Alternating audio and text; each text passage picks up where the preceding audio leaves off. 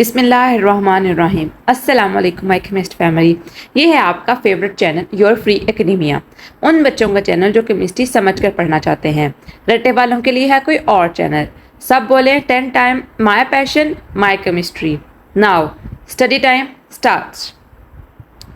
Okay बच्चों, कल के लेक्चर में हमने स्टडी किया था nature of bonding and properties. इसमें हमने सिर्फ 2 कंपाउंड्स पढ़े थे, आयोनिक कंपाउंड्स और कोवलेंट कंपाउंड्स। वो इस वजह से क्योंकि कल का लेक्चर बहुत ज़्यादा लंबा हो गया था, क्योंकि हमने डिटेल एक्सप्लेनेशन हमने की थी कि ऐसा क्यों एग्जिस्ट कर रहे हैं मॉलिक्यूल्स कंपाउंड्स की तरह के और उनकी प्रॉपर्टीज़ क्या क्या हैं। तो आज का जो टॉपिक है वो पार्ट 2 है उसी टॉपिक का, nature of bonding and properties का, जो कि आज हम कवर करेंगे। तो बच्चों, लेक्चर स्टार्ट करने से पहले लाइक करें वीडियो को, एक अच्छा सा कमेंट करें और चैनल को भी लाजमी सब्सक्राइब कर दें। ओके बच्चों, कल के लेक्चर में हमने स्टडी किया था आयोनिक कंपाउंड और कोवलेंट कंपाउंड्स। हमने पढ़ा था कि आयोनिक कंपाउंड जो हैं वो किस तरह फॉर्म हो रहे हैं आयोनिक बॉन्ड के बाद, और कोवलेंट कंपाउंड्स कैसे फॉर्म हो रहे हैं कोवलेंट बॉन्डिंग के बाद। आज का जो हमारा टॉपिक है वो है polar and non polar compounds. जब हमने polar and non polar covalent bonds के बारे में पढ़ा था, कंपाउंडिंग बॉन्ड्स के बारे में पढ़ा था, तो हमने देखा था कि electronegative difference was the main reason for the formation of polar and non-polar covalent bonds। हमने पढ़ा था कि जो नॉन पोलर कोवलेंट बॉन्ड्स होते हैं हमारे पास, वो एग्जिस्ट करते हैं सेम टाइप ऑफ एटम्स के दरमियान, मीन्स होमो एटम्स के दरमियान, जबकि जो हमारे पास पोलर होते हैं वो एग्जिस्ट करते हैं डिफरेंट टाइप ऑफ एटम्स के दरमियान, means hetero. Polar non polar means homo and polar means hetero, ठीक है। और इसके अलावा हमने ये भी स्टडी किया था कि इनके इलेक्ट्रोनेगेटिव डिफरेंस की वजह से हम इनको नॉन पोलर और नॉन पोलर डिस्टिंग्विश कर रहे हैं। अगर तो हमारे पास इलेक्ट्रोनेगेटिव डिफरेंस जो है हमारे पास वो 0 आ रहा है, ठीक है। 0 कब आएगा? जब हमारे पास सेम टाइप ऑफ एटम्स होंगे, क्योंकि दोनों जो है हमारे पास वो कार्बन और कार्बन है, ठीक है। दोनों हमारे पास अट्रैक्शन सेम कर रहे हैं। जब अट्रैक्शन सेम करें तो हमारे पास जो इलेक्ट्रोनेगेटिव डिफरेंस होगा हमारे पास वो 0 होगा, ठीक है। तो हमारे पास वो एक नॉन पोलर वो बनेगा कंपाउंड।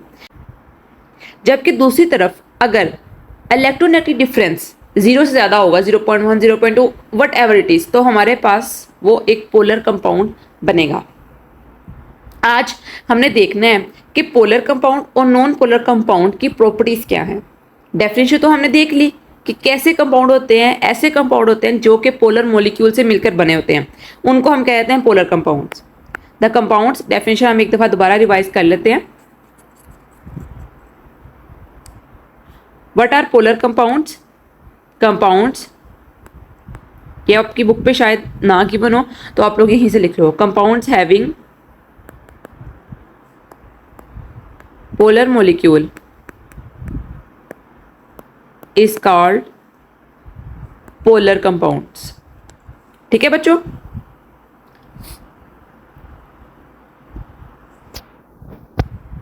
एग्जाम्पल हमारे पास कौन सी हैं? Water H2O, hydrochloric acid HCl, ammonia NH3, और आप ग्लूकोज लिख लो C6H12O6। ये हमारे पास पोलर कंपाउंड्स की जो है वो एग्जाम्पल्स हैं। ओके बच्चों, नॉन पोलर कंपाउंड्स की डेफिनेशन स्टार्ट करने से पहले हम पोलर कंपाउंड्स के बारे में एक और चीज़ पढ़ते हैं। वो ये कि जब हमने पोलर कोवलेंट बॉन्ड्स और non polar covalent bond study किए थे, तब हमने देखा था कि इलेक्ट्रोनेगेटिव एटम्स में सबसे ज़्यादा जो हाईली इलेक्ट्रोनेगेटिव है हमारे पास है फ्लोरीन, जो कि एक हैलोजन है। और फ्लोरीन की जो इलेक्ट्रोनेगेटिविटी होती है वो 4.0 होती है। इन सब जो इलेक्ट्रोनेगेटिविटीज़ की वैल्यू होती है, इसको हम एक स्केल पे लिख देते हैं, जिसको हम कहते हैं पॉलिंग स्केल। इस स्केल पे लिखने का मकसद ये होता है ताकि हमें इन चीज़ों की इलेक्ट्रोनेगेटिव वैल्यूज़ पता हों। और हमारे पास जो आइडियल केस होता है वो होता है फ्लोरीन का। फ्लोरीन से हम सारी की सारी इलेक्ट्रोनेगेटिविटीज़ जो होती हैं वो मैच करते हैं और देखते हैं कि इनका कितना डिफरेंस है। तो फ्लोरीन हमारे पास आइडियल होता है जिसकी 4.0 वैल्यू है, जबकि जो बाकी हैं उनकी फिर लेस है। और सबसे ज़्यादा जो होती है वो हैलोजेंस की ही होती है, ठीक है। हैलोजेंस की जो इलेक्ट्रोनेगेटिविटी की वैल्यू होती है बहुत ज़्यादा होती है, क्योंकि वो बहुत ज़्यादा डेस्परेट होते हैं कि वो अपना आउटर मोस्ट शेल कंप्लीट करें। They have 7 electrons in the outermost shell and they try to receive 1 electron to complete their octet. जिसकी वजह से क्या होता है कि फ्लोरीन या हैलोजेंस जो होते हैं हमारे पास, उनकी इलेक्ट्रोनेगेटिविटी वैल्यू बहुत ज़्यादा होती है। ठीक है बच्चों, नेक्स्ट हम स्टडी करते हैं non polar compounds. Non polar compounds क्या होते हैं? Compounds having non polar molecules और called non polar compound. Okay बच्चों, एग्जाम्पल देख लेते हैं। एग्जाम्पल में कौन कौन से हमारे पास कंपाउंड्स हैं, जिनमें CO2 है, ठीक है, CH4 है और CCl4 है। ठीक है, ये मैंने एग्जाम्पल लिखी हैं, तो आप लोग अपनी बुक के ऊपर लिख लो। कार्बन डाइऑक्साइड, मीथेन और कार्बन टेट्राक्लोराइड। ठीक है, अब देखो एक और चीज़ जो अभी तो आपके लिए ज़रूरी नहीं है याद करना, लेकिन मैं आपको बता देती हूँ कि जो नॉन पोलर कोवलेंट कंपाउंड्स होते हैं, नॉन पोलर कंपाउंड्स होते हैं, उनका डायपोल मूवमेंट जो होता है वो ज़ीरो होता है। डायपोल मूवमेंट बेसिकली बच्चों ये जो अट्रैक्शन होती है न्यूक्लियस के, कितना अट्रैक्टिव है, अट्रैक्ट कर रहा है, वो इलेक्ट्रॉन जो होते हैं वो न्यूक्लियस को अट्रैक्ट कर रहे होते हैं। अब जब हम CO2 का स्ट्रक्चर बनाते हैं, मैं आपको एग्जाम्पल के साथ बता देती हूँ एक दफ़ा। CO2 का स्ट्रक्चर बनाते हैं तो C दरमियान में होता है, जबकि ऑक्सीजन जो होता है हमारे पास उसकी टोटल ऑपोजिट साइड पे होते हैं, एक लेफ्ट साइड पे और एक राइट साइड पे। एरोज हम इस तरह शो करते हैं, जो ज़्यादा इलेक्ट्रोनेगेटिव होता है वो ज़्यादा इलेक्ट्रॉन्स को अपनी तरफ खींच रहा है, तो हम उसकी तरफ एरो का हेड बनाते हैं। कैसे? ऐसे। अब तब ये दोनों जो हैं वो ऑपोजिट साइड पे हैं, ऑपोजिट साइड पे ना दोनों ऑक्सीजन ऑक्सीजन, तो ये ऐसे अट्रैक्ट कर रहे हैं कि जो हमारे पास डायपोल मूवमेंट होता है वो इसका ज़ीरो हो जाता है। ठीक है, तो नॉन पोलर जो कोवलेंट कंपाउंड्स होते हैं, नॉन पोलर कंपाउंड्स होते हैं हमारे पास, उनका जो डायपोल मूवमेंट होता है वो जीरो होता है, इसकी वजह से वो भी नॉन पोलर कंपाउंड्स होते हैं। अब हम स्टडी करते हैं प्रॉपर्टीज पोलर और नॉन पोलर कंपाउंड्स की। ये वैसे हमने कल पढ़ा था जब हम कोवलेंट कंपाउंड्स पढ़ रहे थे, तो मैंने आपको दोनों के साथ बताई थी प्रॉपर्टीज, क्योंकि वो उसी की एक तरफ टाइप आ जाती है कोवलेंट कंपाउंड्स की, म्यूचुअल शेयरिंग हो रही है इलेक्ट्रॉन्स की। लेकिन आज हम थोड़ा सा यहाँ स्पेसिफिक होकर पढ़ लेते हैं कि हम पोलर पढ़ेंगे नॉन पोलर पढ़ें। ठीक है बच्चों, कल मैंने आपको एक चीज़ बताई थी, लाइक डिसॉल्व लाइक का प्रिंसिपल।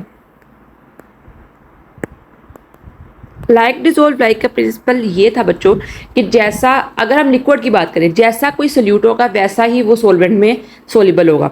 इसके लिए दो चीज़ें होती हैं, एक होता है हमारे पास पोलर सॉल्वेंट्स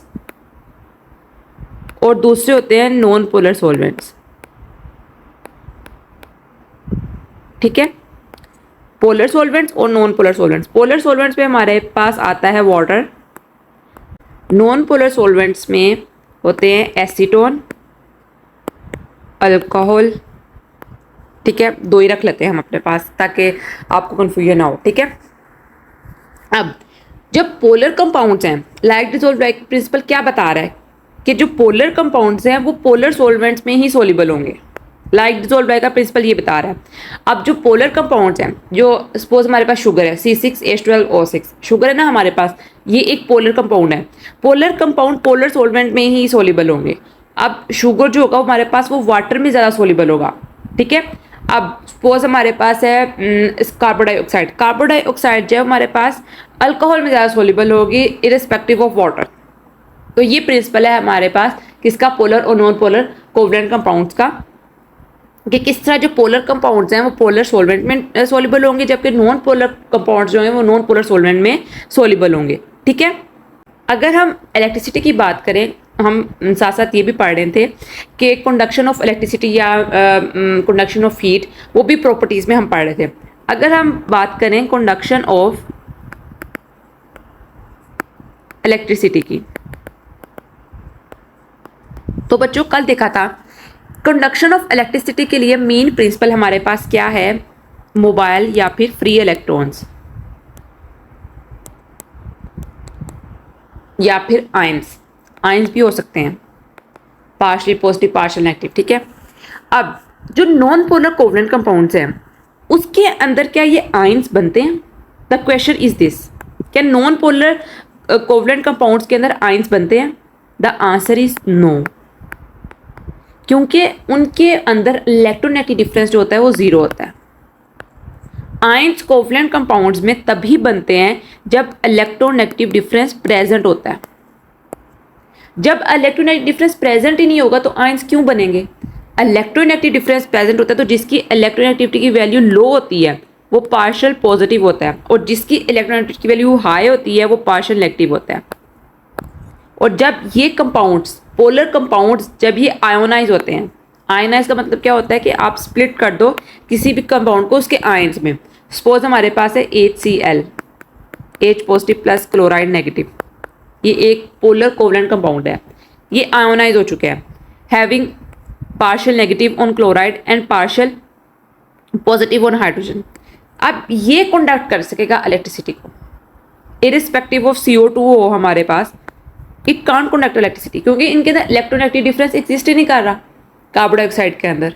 ठीक है, तो इसलिए जो कोवलेंट कंपाउंड होते हैं, पोलर कोवलेंट कंपाउंड, वो कंडक्ट कर सकते हैं इलेक्ट्रिसिटी को, लेकिन जो नॉन पोलर कंपाउंड होते हैं वो कंडक्ट नहीं कर सकते इलेक्ट्रिसिटी को। मेन रीज़न क्या है कि हमारे पास पोलर कंपाउंड्स के अंदर आयोनाइजेशन हो रही होती है, मीन्स फॉर्मेशन ऑफ आयंस हैं, H पॉजिटिव और Cl नेगेटिव, एग्जाम्पल के तौर पर मैंने आपको दिया। ठीक है, तो ये इस वजह से कंडक्ट कर सकते हैं इलेक्ट्रिसिटी को, while non polar compounds can't conduct electricity.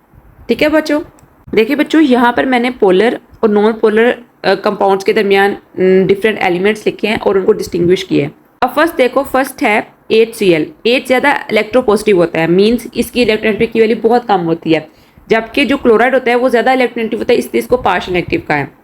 ये देन हमारे पास H2O है। ठीक है, उसके बाद NH3। अब आपको पता है जो नाइट्रोजन होता है वो ज़्यादा इलेक्ट्रोनेगेटिव होता है रिस्पेक्टिव ऑफ हाइड्रोजन और हाइड्रोजन और हाइड्रोजन। ठीक है, उसके बाद नॉन पोलर, नॉन पोलर में हमारे पास आता है N3 नाइट्रोजन।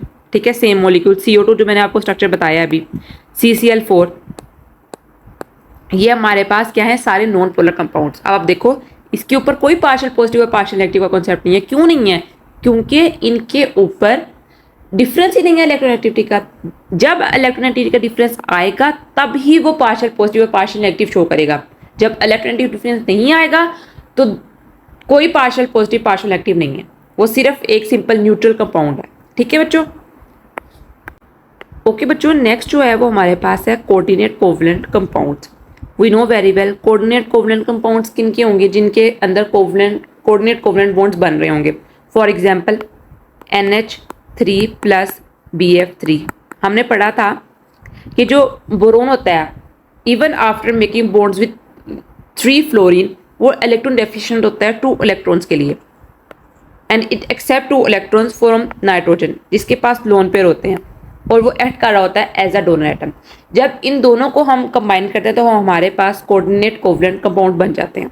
ठीक है, एग्जांपल बहुत सी हैं, अभी आपका main topic coordinate covalent compounds नहीं है। ठीक है, हम ज़्यादातर जो है वो पोलर और नॉन पोलर कोवलेंट बॉन्ड्स को पढ़ेंगे। ठीक है, या मेटल्स को पढ़ेंगे, ये बहुत इंपॉर्टेंट है। कोऑर्डिनेट कोवलेंट कंपाउंड्स जो हैं वो ज़्यादातर FSC के अंदर है, फर्स्ट ईयर सेकेंड ईयर के अंदर, क्योंकि इसके अंदर ट्रांजिशन एलिमेंट्स आ जाते हैं D और F ब्लॉक के। ठीक है, वो कब बन रहे हैं?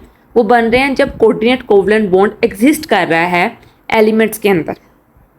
ठीक है, ये सिर्फ इसकी इतनी ही डेफिनेशन है। अब आपको हमने ये तो पढ़ लिया कोऑर्डिनेट कोवलेंट बॉन्ड कैसे बने, ये सारा पिछला ही लेक्चर है। सारे ये जो बॉन्डिंग प्रॉपर्टीज़ है ना, ये बेसिकली सारे पिछले ही लेक्चर है जो स्टडी कर चुके हैं हम। ठीक है, इसमें हम सिर्फ ये पढ़ रहे हैं कि इनकी प्रॉपर्टीज़ कैसे वेरी कर रही हैं। ठीक है, तो अब हम इसकी प्रॉपर्टीज़ पढ़ते हैं कोऑर्डिनेट कोवलेंट कंपाउंड्स की। बच्चों, प्रॉपर्टीज़ पढ़ने से पहले मैंने एक पिक्चर रखी है यहाँ पर, ताकि आप लोग देख लो।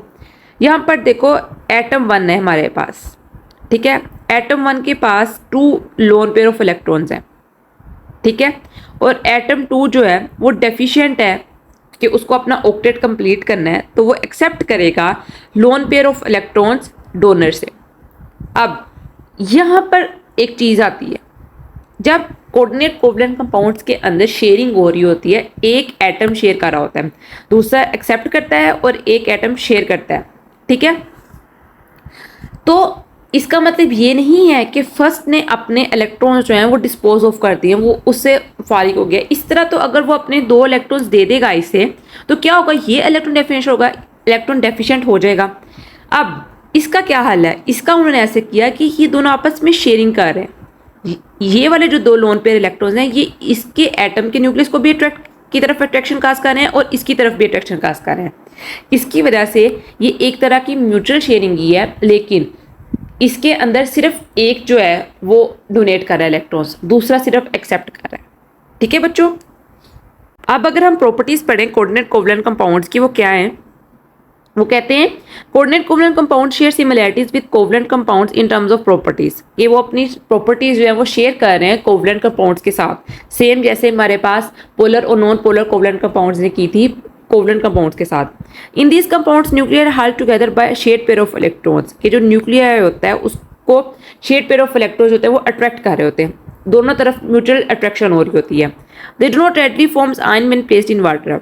मेन प्रिंसिपल हमारे पास सोलिबिलिटी का या फिर कंडक्शन ऑफ इलेक्ट्रिसिटी का वही है कि जब एक कंपाउंड जो है वो आयंस फॉर्म कर रहा है, आयोनाइजेशन हो रही है, जब आयोनाइजेशन होगी तभी जो सोलिबिलिटी है वो अकर होगी या फिर conduction of electricity take place करेगी। अब जो कोऑर्डिनेट कोवलेंट कंपाउंड्स है वो आयंस नहीं बनाते हैं, ये उनकी एक प्रॉपर्टी है, एक स्पेसिफिक प्रॉपर्टी है। ये बॉन्ड एंगल की वजह से भी हो सकती है, किसी भी वजह से हो सकती है, ठीक है।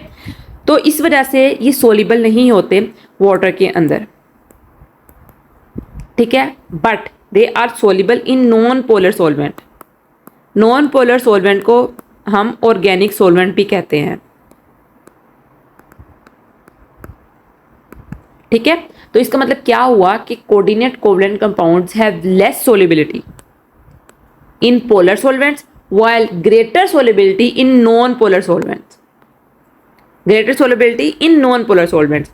उसके अलावा coordinate covalent compounds often possess rigidity and dipole. ये इनका एक बड़ा प्रोमिनेंट फीचर है कि ये रिजिडिटी करते हैं। रिजिडिटी का मतलब होता है रिजिड होना स्ट्रक्चर को, ठीक है। ये बेसिकली इनके बॉन्ड एंगल की वजह से होता है। बॉन्ड एंगल जो होता है वो एक एंगल होता है जो स्पेसिफिक एटम्स के दरमियान होता है। फॉर एग्जांपल हमारे पास वाटर है, मैं आपको वैसे एग्जांपल दे रही हूँ, जबकि वाटर हमारे पास एक कोऑर्डिनेट कोवलेंट कंपाउंड नहीं है, ठीक है। वाटर जो है वो ऐसे होता है, वाटर का ये फॉर्मूला है, इन तीनों के दरमियान जो बॉन्ड एंगल होता है वो होता है 180 डिग्री, ठीक है। इसको कहते हैं बॉन्ड एंगल। यही बॉन्ड एंगल रिजिडिटी काज करता है, ठीक है, जिसकी वजह से डायपोल बनते हैं। तो ये हमारे पास थी कोऑर्डिनेट कोवलेंट कंपाउंड्स की प्रॉपर्टीज। ये लॉन्ग क्वेश्चन तो डेफिनेटली नहीं आएगा, इसको एज ए शॉर्ट ही आप तैयार करें, ठीक है।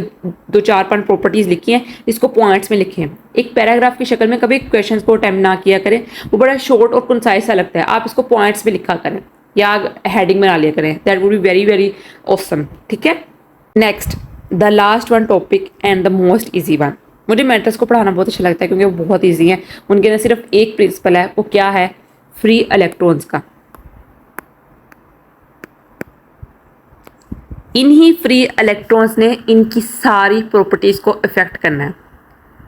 बेशक वो गुड कंडक्टर हो हीट के, गुड कंडक्टर हो इलेक्ट्रिसिटी के, कैटाइन की फॉर्मेशन हो, बॉइलिंग पॉइंट और मेल्टिंग पॉइंट हो, कोई फिजिकल या केमिकल प्रॉपर्टीज हो, that all depends on free electrons.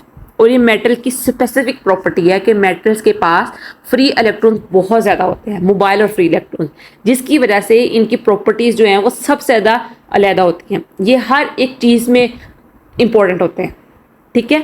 इनकी प्रॉपर्टीज़ जो है वो सबसे टॉप पर होती हैं मेटल्स की। आज हम पढ़ते हैं इनकी प्रॉपर्टीज़। प्रिंसिपल हमने बहुत अच्छी तरह पढ़ लिया कि मेटल्स क्या होते हैं, कैसे बनते हैं हमारे पास, और मेटल्स के दरमियान बॉन्डिंग कौन सी होती है। मोस्ट इंपॉर्टेंट उनके दरमियान बॉन्डिंग होती है मेटालिक बॉन्डिंग। और मेटालिक बॉन्डिंग किस वजह से होती है? मेटालिक बॉन्डिंग एग्जिस्ट करती है फ्री इलेक्ट्रॉन्स की वजह से, ठीक है। ग्रुप 1 और ग्रुप 2 के हिसाब से हमने पढ़े थे मेटल्स। आपको अगर पुरानी वीडियो याद हो मेटल्स की जो मैंने पढ़ाई थी मेटालिक बॉन्डिंग की, उसके अंदर मैंने बताया था कि ग्रुप 1 और ग्रुप 2 के लिहाज से अगर हम करें तो ये बहुत अच्छे मेटल्स हैं। ग्रुप 1 के जो होते हैं हमारे पास अल्कली मेटल्स होते हैं, जबकि ग्रुप 2 के जो होते हैं हमारे पास अल्कलाइन अर्थ मेटल्स होते हैं। इनकी ये प्रॉपर्टी है कि ये इलेक्ट्रॉन्स को बहुत जल्दी दे देते हैं, इलेक्ट्रॉन्स को देते हैं, तभी तो हमारे पास सोडियम क्लोराइड बनता है। जो नॉन मेटल है हमारे पास क्लोराइड, वो जल्द से जल्द इलेक्ट्रॉन को एक्सेप्ट करता है, क्योंकि मेटल्स की प्रॉपर्टी है कि वो दे देते हैं इलेक्ट्रॉन्स को, ठीक है। जिसकी वजह से क्या होता है, इनके पास मोबाइल और फ्री इलेक्ट्रॉन्स बेतहाशा होते हैं, and they are good conductor of heat and electricity, and they have higher melting and boiling point, जो कि हम अब नेक्स्ट प्रॉपर्टीज पढ़ते हैं, ठीक है बच्चों।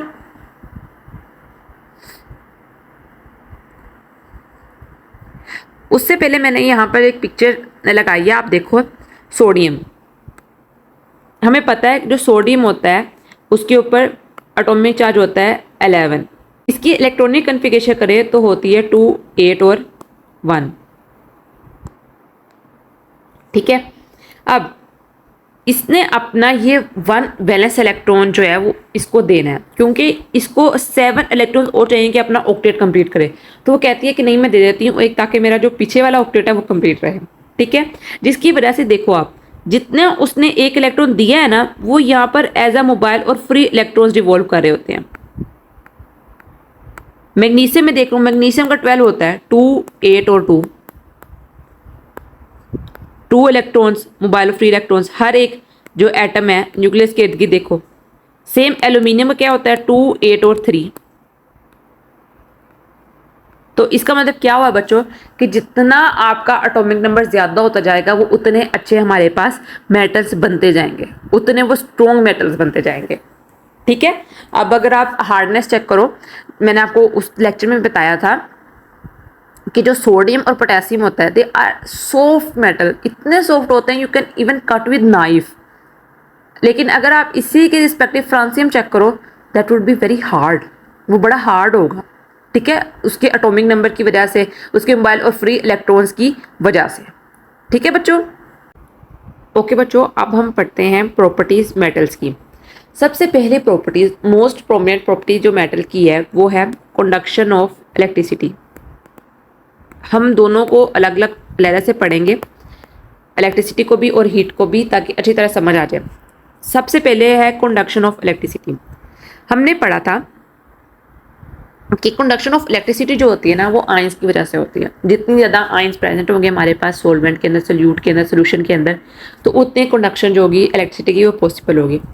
अब मेटल्स के केस में क्या होता है, मेटल्स के केस में जो फ्री इलेक्ट्रॉन्स होते हैं वो ज़्यादा होते हैं, ये हमें पता है। फ्री इलेक्ट्रॉन्स जो होते हैं हमारे पास वो क्या होते हैं, वो बहुत ज़्यादा होते हैं। यही फ्री इलेक्ट्रॉन्स जो होते हैं वो काज करते हैं कंडक्शन ऑफ इलेक्ट्रिसिटी।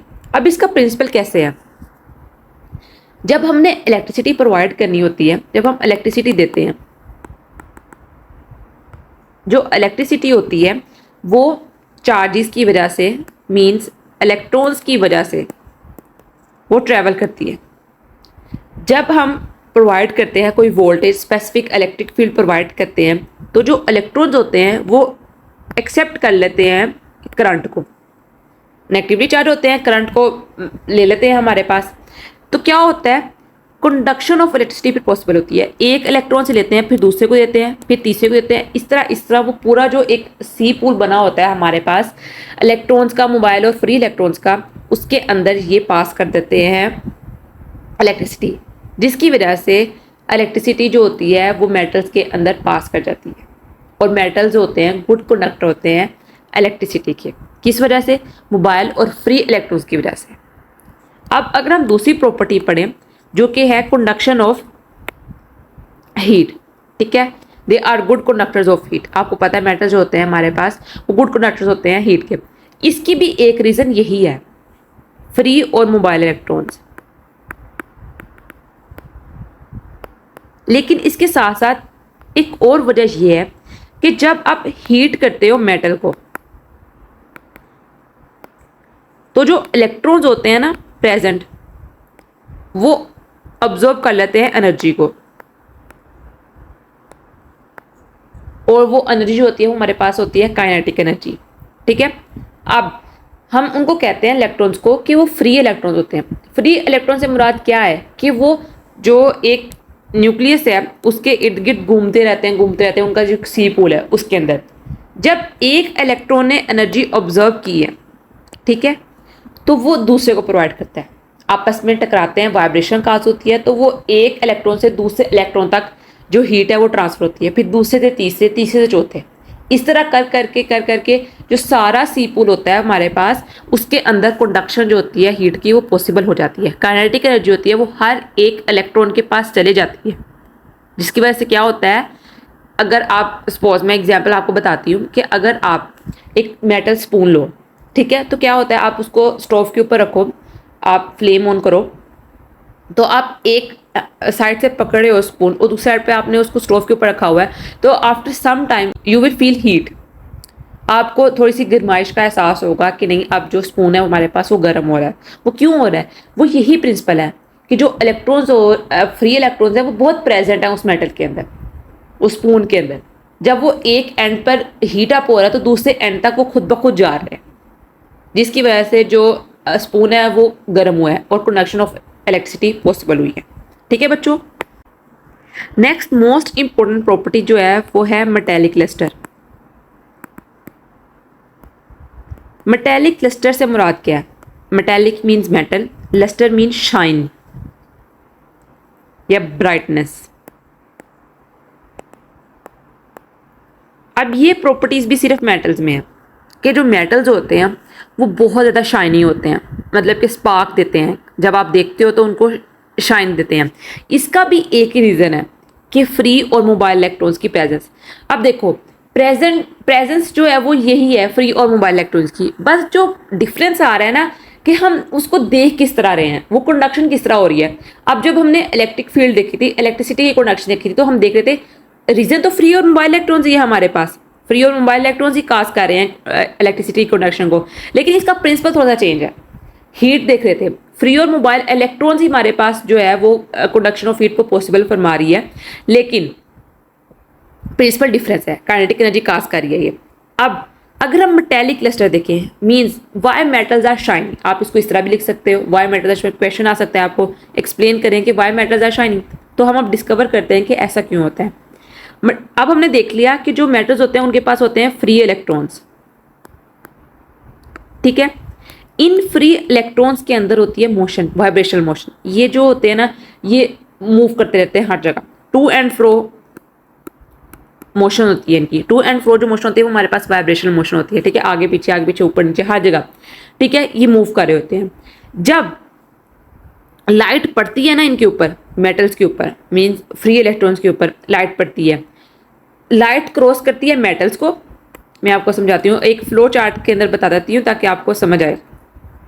मोबाइल और फ्री इलेक्ट्रॉन्स हो गए, लाइट जो होती है वो पास करती है मेटल के ऊपर, सबसे पहले मेटल के ऊपर पड़ी, मेटल से वो आती है फ्री इलेक्ट्रॉन्स के ऊपर। जैसे ही लाइट फ्री इलेक्ट्रॉन्स के ऊपर आती है, जो इलेक्ट्रॉन्स होते हैं वो एक्साइटेड हो जाते हैं।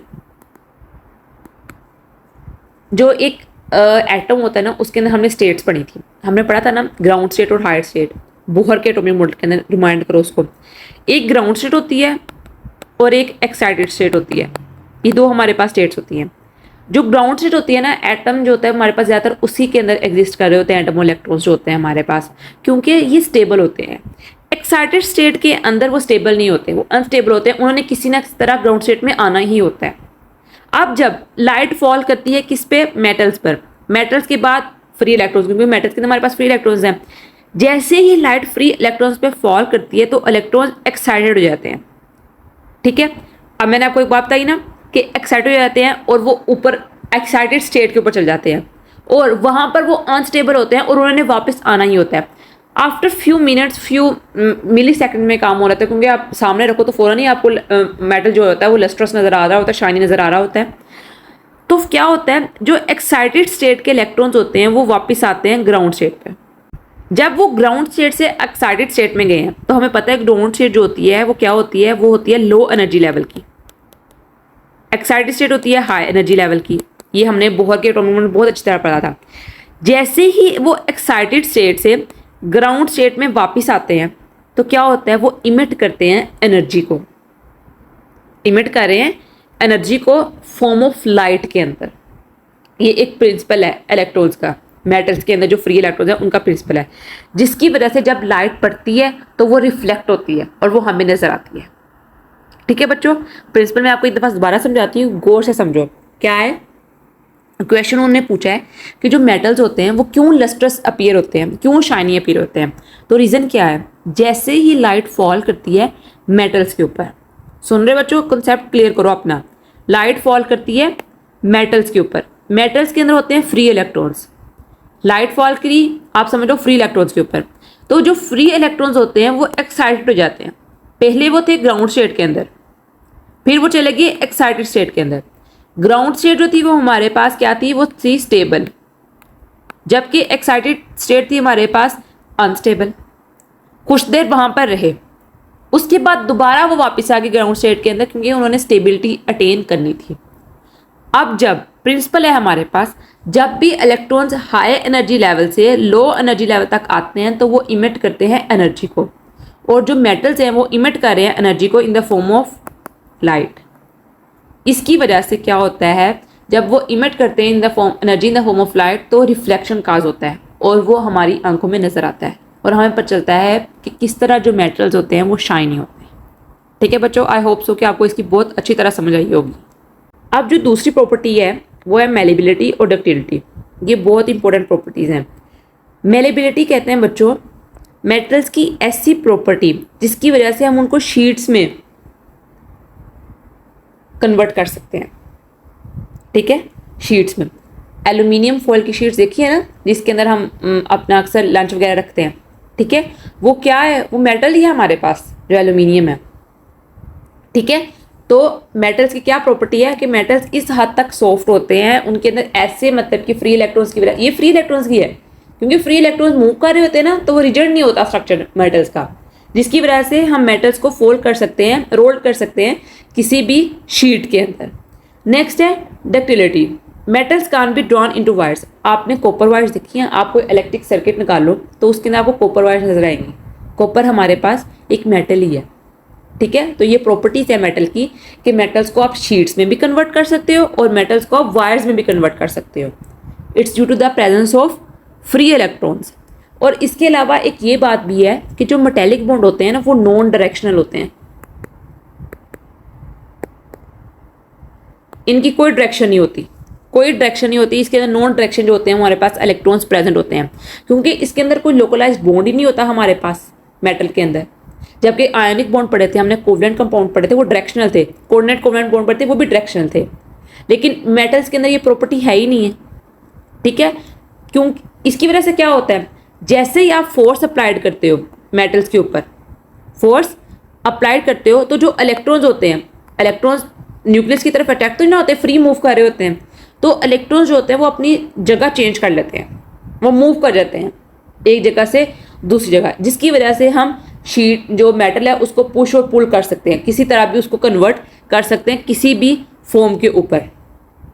ठीक है बच्चों, नेक्स्ट है हमारे पास high melting and boiling points. Metals का हाई मेल्टिंग पॉइंट होता है और बॉइलिंग पॉइंट होता है। क्या रीज़न है इस चीज़ की बच्चों? सबसे पहली रीज़न ये है मेटेलिक बॉन्डिंग। हमें पता है कि मेटल्स जो होते हैं उनके अंदर मेटेलिक बॉन्डिंग होती है। यही मेटेलिक बॉन्डिंग जो होती है वो कॉज करती है इनका हाई मेल्टिंग और बॉइलिंग पॉइंट, क्योंकि हमें लार्ज अमाउंट ऑफ एनर्जी चाहिए होती है ताकि हम सेपरेट कर सकें मेटल एटम्स को। और ये हमें ज़्यादा सोडियम की ज़्यादा मुश्किल लगेगी या कोई और मेटल, डाउन द ग्रुप जाएं आप, फ्रांसियम जाओ, फ्रांसियम देखो आप लोग, या कोई भी और मेटल देखो, उसकी ज़्यादा मुश्किल होगी। जिसके पास मोबाइल या फिर फ्री इलेक्ट्रॉन ज़्यादा होंगे उसका जो मेल्टिंग पॉइंट होगा वो ज़्यादा होगा। ठीक है, मोबाइल और फ्री इलेक्ट्रॉन ज़्यादा होगा तो मेल्टिंग पॉइंट जारी बात है ज़्यादा होगा, वो ज़्यादा स्टेबल होगा। और यही पहले मैं बता के हटी हूँ, यही मोबाइल और फ्री इलेक्ट्रॉन होते हैं हमारे पास, वो क्या करते हैं, हार्डनेस काज करते हैं। जितना हार्ड कोई मेटल होगा, जितना हार्ड कोई मेटल होगा उतना ही ज़्यादा ही उसका मेल्टिंग पॉइंट होगा, उतना ही ज़्यादा उसका बॉइलिंग पॉइंट होगा। मोबाइल या फ्री इलेक्ट्रॉन ज़्यादा होंगे, उनकी हार्डनेस ज़्यादा होगी। जब उनकी हार्डनेस ज़्यादा होगी तो हमें ज़्यादा टाइम लगेगा उनको मेल्ट करने में, उनको बॉयल करने में। सो डायरेक्टली उनका जो मेल्टिंग पॉइंट है और बॉइलिंग पॉइंट है वो भी ज़्यादा होगा। समझ आ रही बच्चों? कैसे कि जो मेटल्स होते हैं उनके पास होते हैं फ्री इलेक्ट्रॉन्स, फ्री इलेक्ट्रॉन्स ज़्यादा होंगे तो क्या होगा, मेटल्स हार्ड होंगे, उनकी स्ट्रेंथ ज़्यादा होगी। जब मेटल्स हार्ड होंगे तो उनका मेल्टिंग पॉइंट और बॉइलिंग पॉइंट ज़्यादा होगा, हमें ज़्यादा टाइम लगेगा उस मेटल को मेल्ट करने में, उसको बॉयल करने में, क्योंकि मोबाइल और फ्री इलेक्ट्रॉन ज़्यादा है हमारे पास, हार्डनेस काज कर। ठीक है बच्चों, अब लास्ट पॉइंट जो हमारे पास है वो है कैटाइन फॉर्मेशन।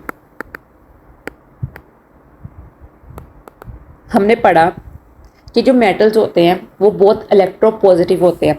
इलेक्ट्रोपॉजिटिव से मुराद क्या है कि जो न्यूक्लियस की अट्रैक्शन होती है आउटर मोस्ट शेल के अंदर जो इलेक्ट्रॉन्स है वैलेंस इलेक्ट्रॉन्स के ऊपर, वो बहुत कम होती है, जबकि इलेक्ट्रोनेगेटिव एटम्स जो होते हैं उनकी अट्रैक्शन बहुत ज़्यादा होती है।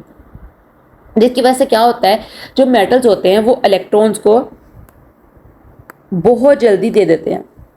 एग्जाम्पल हमारे पास है सोडियम की, कितनी जल्दी कैटायन फॉर्म करता है। जैसे ही कहीं क्लोराइड नजर आया, फटाफट कहता है मुझसे एक इलेक्ट्रॉन ले लो।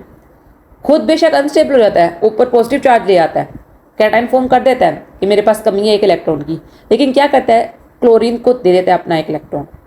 ठीक है, ये प्रॉपर्टी है मेटल्स की।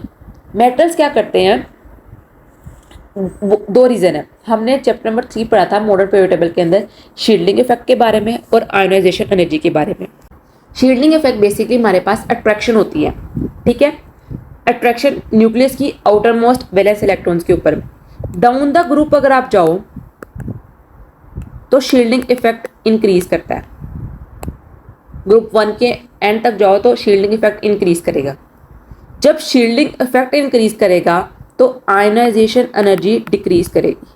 आयनाइजेशन एनर्जी की वैल्यू डाउन द ग्रुप जो है वो डिक्रीज कर रही है और अलोंग द पीरियड वो इंक्रीज कर रही है।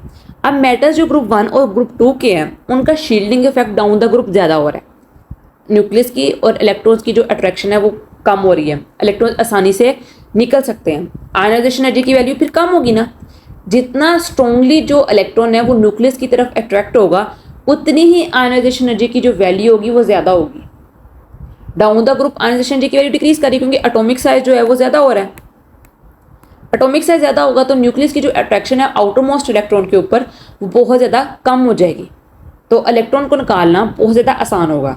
जिसकी वजह से क्या होता है, जो मेटल्स होते हैं ग्रुप 1 के या ग्रुप 2 के, वो ज़्यादा इलेक्ट्रोपॉजिटिव होते हैं, इलेक्ट्रॉन एक्टिव नहीं होते हैं। इलेक्ट्रोपॉजिटिव क्यों हो रहे हैं, क्योंकि उनके ऊपर जो न्यूक्लियस की अट्रैक्शन है वो बहुत कम है, डाउन द ग्रुप और कम होती जा रही है। जिसकी वजह से क्या होता है कि वो कैटाइन बहुत जल्दी फॉर्म करते हैं इरिस्पेक्टिव ऑफ नॉन मेटल्स जो ज़्यादा इलेक्ट्रोनेगेटिव होते हैं। और क्या फॉर्म करते हैं हमारे पास, वो फॉर्म करते हैं इलेक्ट्रोनेगेटिव एनाइंस, एनाइंस फॉर्म करते हैं। ठीक है बच्चों, ओके बच्चों, आज के लिए इतना ही। कल तक के लिए अल्लाह हाफिज़, टेक केयर। और बच्चों बाकायदगी से नमाज पढ़ें ताकि आप दुनिया में भी कामयाब हों और आखिरत में भी कामयाब हों। मिलते हैं कल न्यू लेक्चर के साथ, तब तक के लिए फ़ी अमानिल्लाह।